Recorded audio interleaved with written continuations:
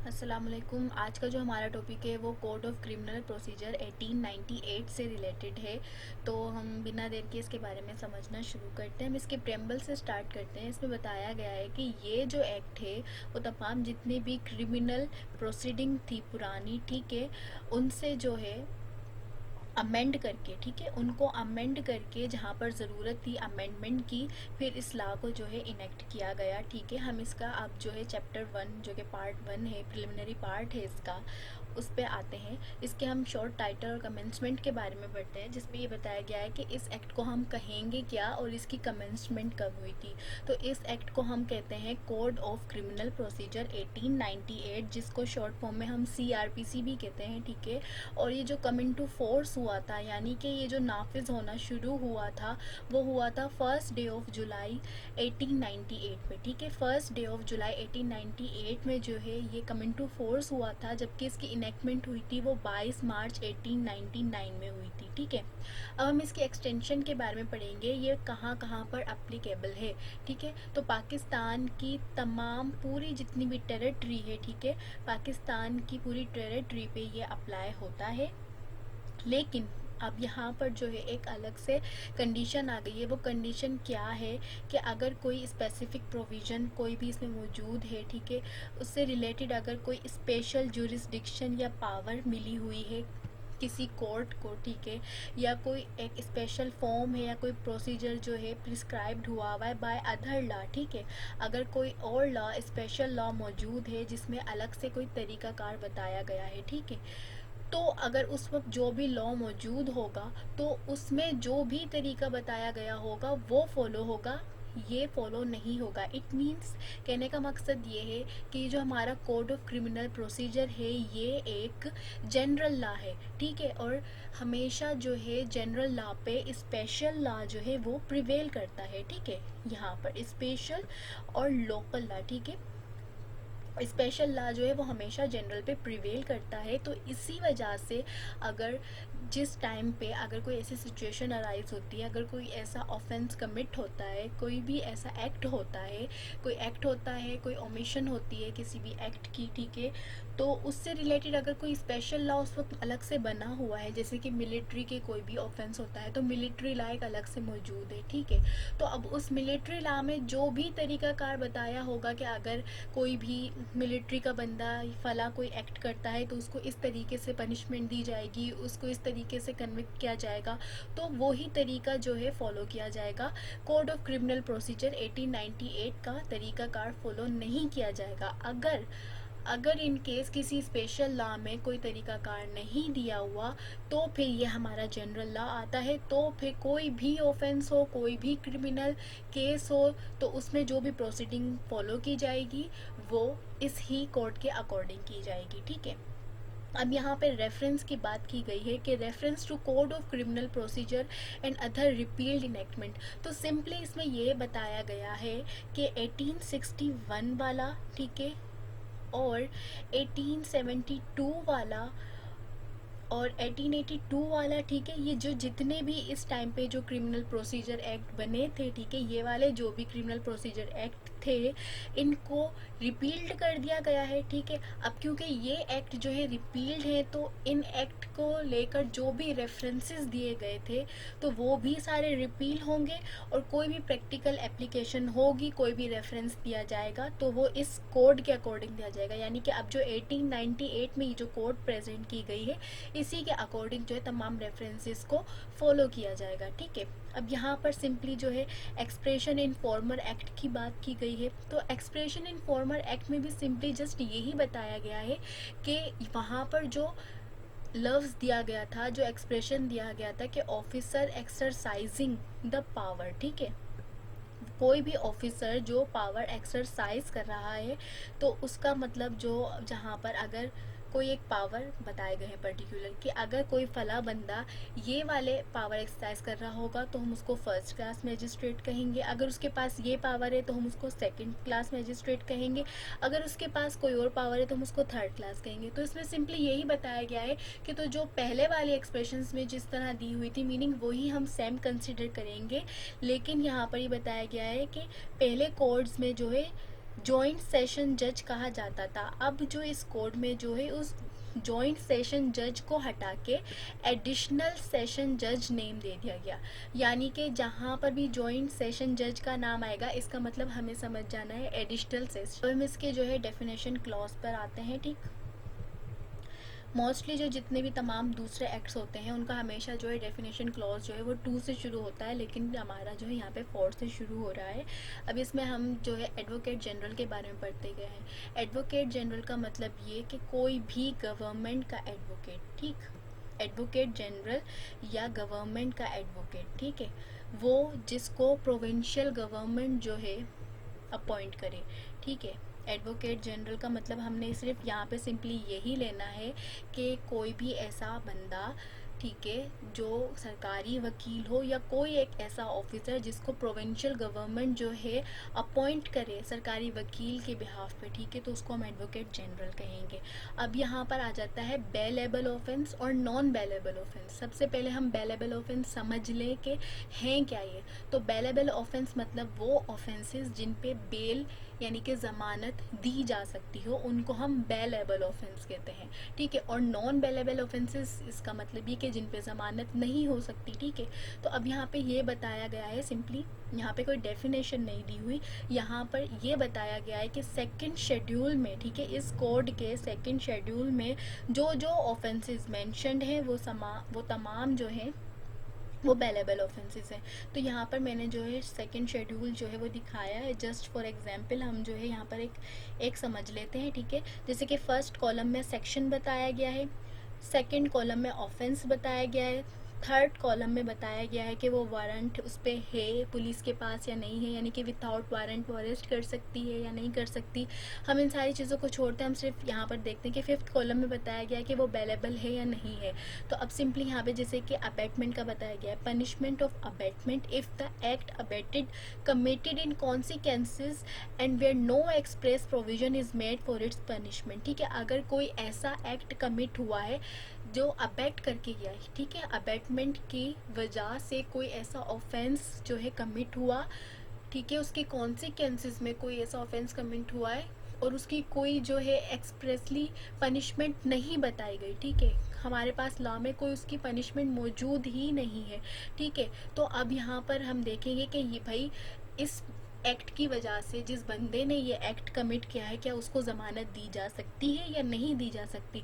तो यहाँ पर वो क्या बता रहे हैं कि according to the offence abetted is bailable और नॉट बेलेबल। ठीक है, अब यहाँ पे उन्होंने ये बताया कि अकॉर्डिंग टू द ऑफेंस, यानी कि जिस तरीके का उसने ऑफेंस कमिट किया होगा उसी हिसाब से हम डिसाइड करेंगे कि वो बेलेबल है या नहीं है। ठीक है, तो सिंपली सेकंड जो शेड्यूल है ना उसमें हमें सारी लिस्ट दी हुई है कि कौन से ऑफेंसेस जो है बेलेबल है कौन से नहीं है। ठीक है, ये मैंने जस्ट फॉर एग्जांपल यहाँ पर ऐड किया था ताकि हमें अच्छे से क्लियर हो जाए।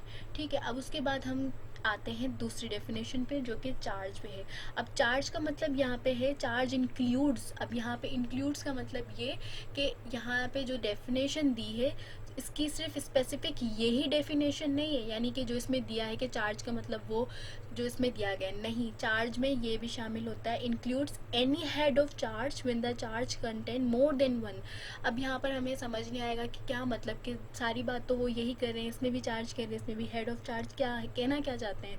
तो इसमें सिंपली ये कहना चाह रहे हैं कि कोई एक ऑफेंस हुआ, ठीक है, और सिर्फ एक ही ऑफेंस नहीं हुआ, उसमें काफ़ी सारे ऑफेंसेस हुए तो उसको हम हेड ऑफ चार्जेस कहते हैं। ठीक है, यानी कि एक ऑफेंस के कॉन्सिक्वेंसेस में और भी काफ़ी सारे वो बंदा ऑफेंस करता गया।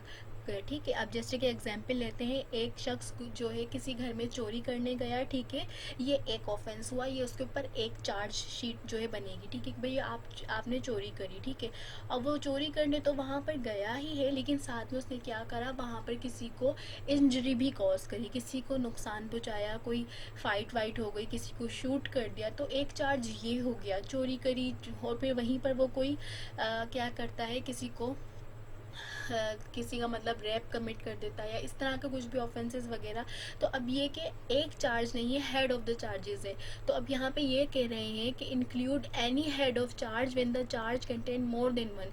अब चार्ज का मतलब ये नहीं होगा कि अब खाली एक ही ऑफेंस जो है हम उसी को कंसिडर करेंगे, इसमें जितने भी ऑफेंसेस होंगे वो तमाम शामिल होते हैं, ठीक है। उसके बाद आती है कॉग्निजेबल ऑफेंस। अब कॉग्निजेबल ऑफेंस कह लें या कॉग्निजेबल केस कह लें, इसका मतलब ये होता है कि a case in which a police officer में in accordance with the second schedule, जैसे कि अभी हमने देखा कि सेकंड शेड्यूल में उसमें दिया गया है कि पुलिस के पास अथॉरिटी है कि वो उस बंदे को अरेस्ट कर सके ना अरेस्ट कर सके, ठीक है।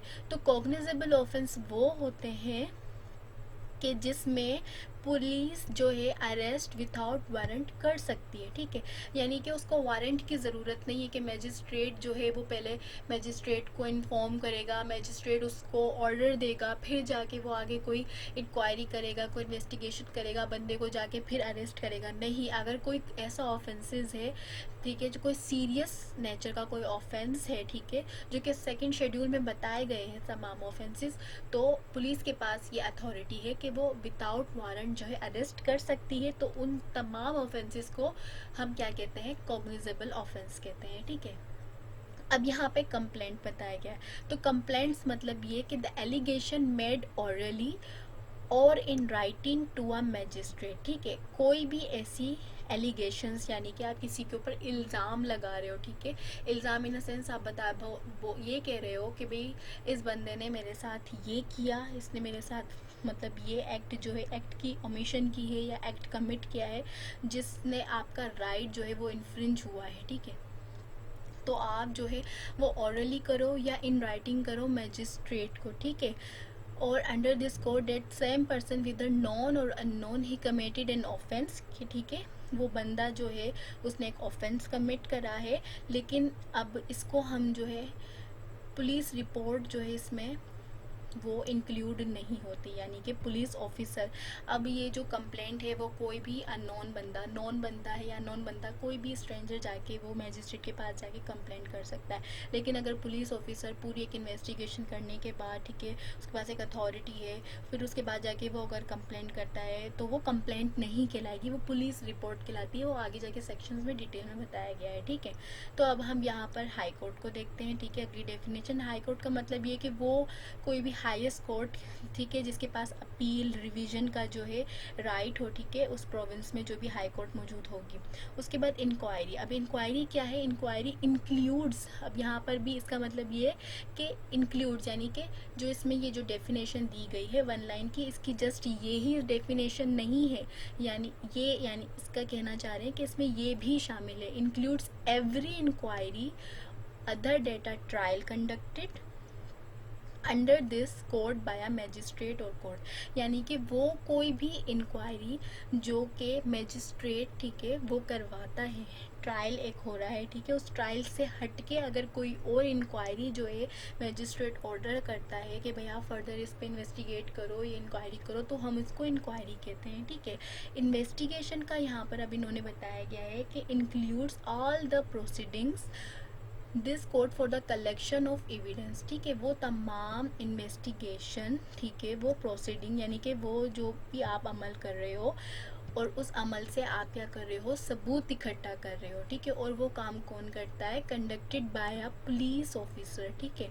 वो काम जो है पुलिस ऑफिसर कर रहा है या कोई भी पर्सन कर सकता है जिसको मैजिस्ट्रेट जो है वो अथोराइज्ड करता है, यानी कि मैजिस्ट्रेट उसको अथॉरिटी देता है कि भाई आप जाओ और जाकर इस केस से अकॉर्डिंग जो है एविडेंस कलेक्ट करो। तो हम उस जो तरीक़ाकार होता है वो यूज़ करते हैं, हम उसको इन्वेस्टिगेशन कहते हैं, ठीक है। अब जो है वो है जुडिशियल प्रोसीडिंग। तो जुडिशियल प्रोसीडिंग क्या होती है, includes any proceeding in the course of which evidence is may be legally taken on not, यानी कि ऑब्जेक्ट प्रोसीडिंग हो रही है उसके दौरान जो एविडेंस जो भी कलेक्ट हुए, ठीक है। अब उन एविडेंस के ऊपर जो है वो मैजिस्ट्रेट चेक करता है, ठीक है, बाय ऑथ, कि भाई ये आपके हक में ये एविडेंसेस जो है हमने कलेक्ट किए हैं, तो आप इस पे अपनी मतलब क्या राय देंगे। और फिर वो आगे से अक्यूज जो वो कहता है ये सच्चे हैं झूठे, जो भी पूरी जो एक प्रोसीडिंग चल रही होती है ऑथ पे जो है लिखी जाती है, ठीक है। तो उसको हम जो जुडिशियल प्रोसीडिंग कहते हैं, ठीक है। जो एक पूरा ट्रायल चल रहा होता है। अब यहाँ पे मैजिस्ट्रेट का बताया गया है कि मीन्स अ जुडिशियल मैजिस्ट्रेट, ठीक है, जिसके अंदर स्पेशल जुडिशियल मैजिस्ट्रेट भी आता है, जिनकी अपॉइंटमेंट जो है अंडर सेक्शन 12 एंड 14 होती है, ठीक है। अब यहाँ पर बताया गया है नॉन कॉग्निजेबल ऑफेंसेस कौन से होते हैं। तो नॉन कॉग्निजेबल ऑफेंसेस वही होते हैं जिसमें जो है बिना वारंट के जो है वो अरेस्ट नहीं कर सकती पुलिस, ठीक है। अब हमने कॉग्निजेबल में क्या पढ़ा था कि पुलिस जो है विदाउट वारंट भी अरेस्ट कर सकती है, यानी कि वो जो ऑफेंस कमिट हुआ है वो एक सीरियस नेचर का है। अब यहाँ पे क्या बात होती है कि अगर कोई ऑफेंस ऐसा कमिट हुआ है जो कि सीरियस नेचर का नहीं है, तो पुलिस जो है बाय इट्स ओन जाके अपनी तरफ से जो है इंक्वायरी शुरू नहीं कर सकती, ठीक है। वो जाके पहले मैजिस्ट्रेट को इन्फॉर्म करती है, मैजिस्ट्रेट उसको अथॉरिटी देता है उसको वारंट की, ठीक है, फिर उसके बाद जाके वो अगले बंदे को अरेस्ट कर सकती है, ठीक। तो ऐसे कोई भी ऑफेंस होते हैं उनको हम नॉन कॉग्निजेबल ऑफेंसेस कहते हैं, ठीक है। कॉग्निजेबल ऑफेंसेस वो होते हैं जिनमें एफआईआर दर्ज होती है, नॉन कॉग्निजेबल ऑफेंसेस में एफआईआर दर्ज नहीं होती।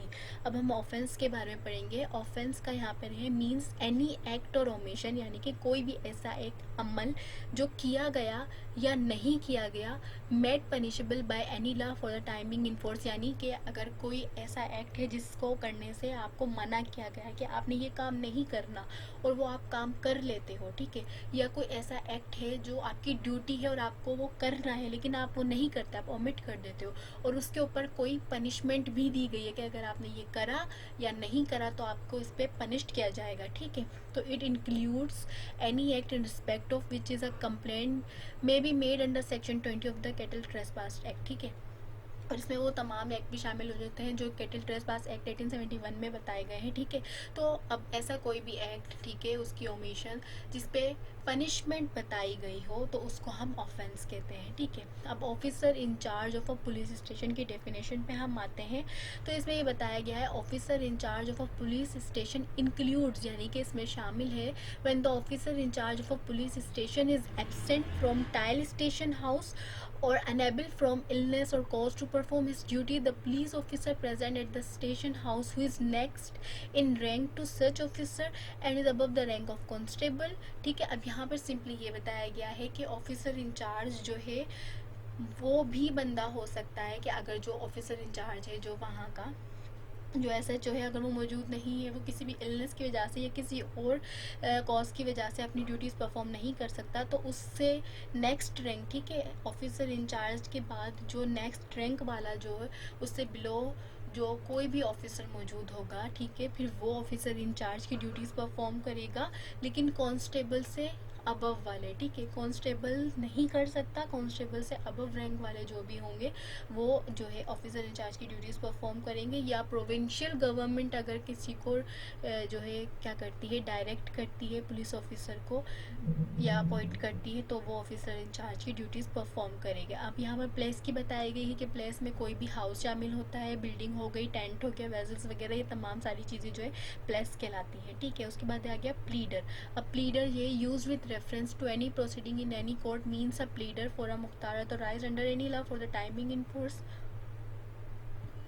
To practise in such court and includes, ठीक है। प्लीडर में कौन है, ज़रूरी नहीं कि प्लीडर जो है वो वकील ही हो, ठीक है, प्लीडर जो है कोई भी हो सकता है, कोई अटर्नी हो सकता है हाई कोर्ट का ऑथराइज, ठीक है, मैं any other person appointed with the permission of the court, ठीक है, कोई और पर्सन भी हो सकता है जिसको कोर्ट जो है परमिट करे, ठीक है, कि वो अपना केस जो है वो प्लीड कर सकता है, ठीक है, प्रोसीडिंग में, तो उसको हम प्लीडर कहते हैं, ठीक है। उसके बाद पुलिस स्टेशन मतलब ये कि कोई भी ऐसी पोस्ट, कोई भी ऐसी प्लेस जिसको डिक्लेयर्ड किया गया हो जनरली या specially by the provincial government की ये पुलिस स्टेशन है, ठीक है, या कोई भी ऐसा है लोकल एरिया जहाँ पर जो अपनी प्रोविंशियल गवर्नमेंट है वो क्या करती है, डिक्लेयर करती है कि भाई ये जगह जो है पुलिस स्टेशन बनाई जाएगी, ठीक है, बना जाएगा या कहलाया जाएगा, तो उसको हम पुलिस स्टेशन कहते हैं। उसके बाद अपना आ जाता है पब्लिक प्रोसिक्यूटर। पब्लिक प्रोसिक्यूटर में जो है क्या होता है, means any person appointed under section 492, ठीक है, कोई भी ऐसा पर्सन जो कि अंडर सेक्शन 492 में अपॉइंट किया गया, वो हम आगे जाके पढ़ेंगे कि कौन कौन से पर्सन जो है